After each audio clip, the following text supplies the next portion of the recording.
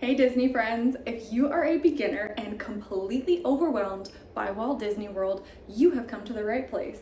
I'm Allie, I am a travel agent and Walt Disney World annual pass holder, and I am here to teach you all the very basic things that you need to know for your perfect day at Hollywood Studios. We're going to first go over the park layout so that you know exactly where to go when you arrive at the park.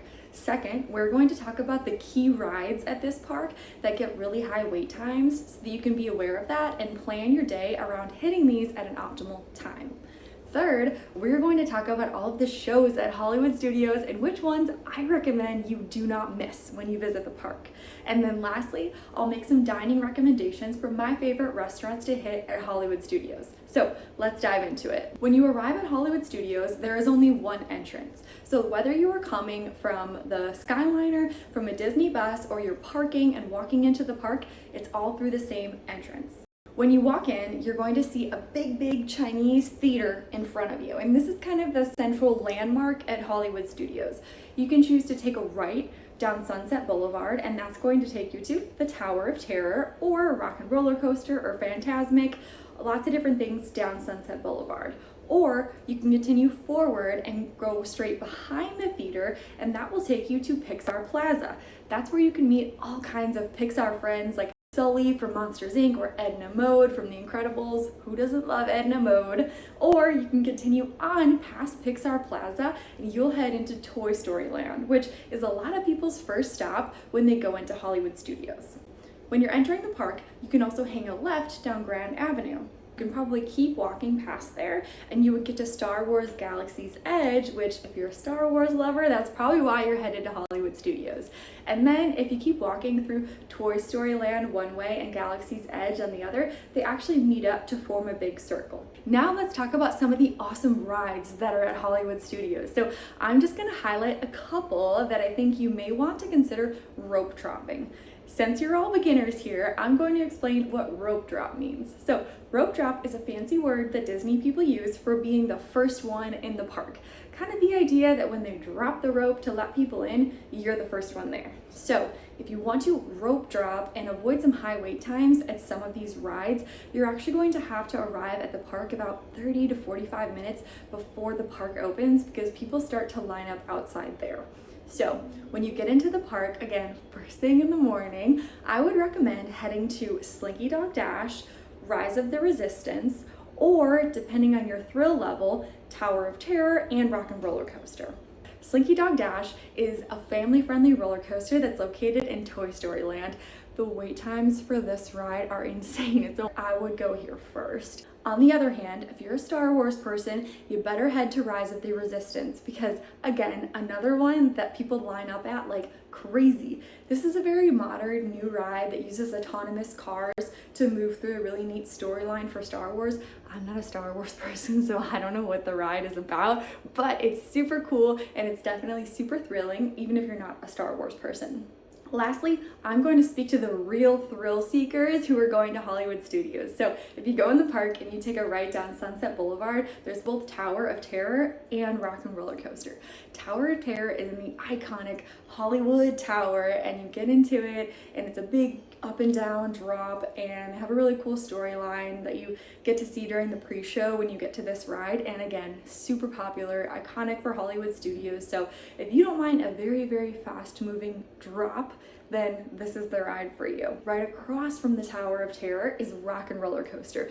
The launch for Rock and Roller Coaster is epic. I would totally recommend this ride as long as it's open. It may be closing for a retheme in the near future, depending on when you watch this video. Next, once you've already hit most of the rides that you'd like to do, you're probably going to want to check out some shows. So here are the 3 shows that I think you can't miss at Hollywood Studios.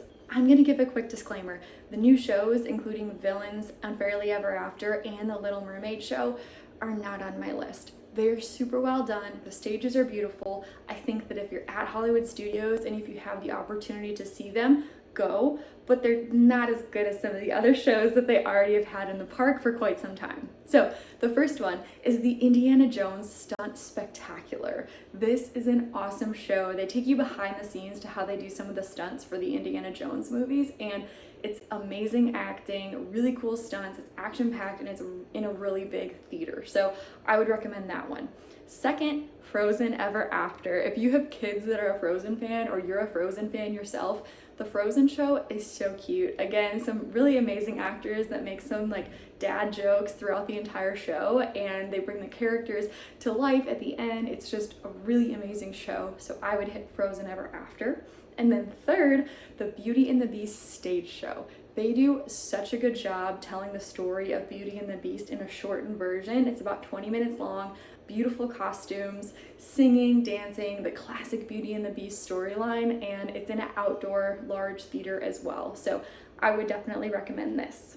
Once you've hit the shows that you would like to see and then maybe gone back around to a couple of the rides that you didn't get to do during the morning time, you want to finish your day at Hollywood Studios with Fantasmic.